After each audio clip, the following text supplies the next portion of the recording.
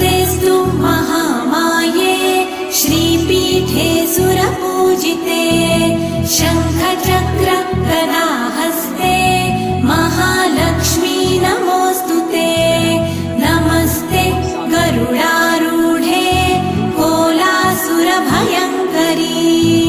सर्वपाप हरे देवी महालक्ष्मी नमोऽस्तुते महादेव्यै च विद्महे विष्णुपत्न्यै च धीमहि तन्नो लक्ष्मी प्रचोदयात्।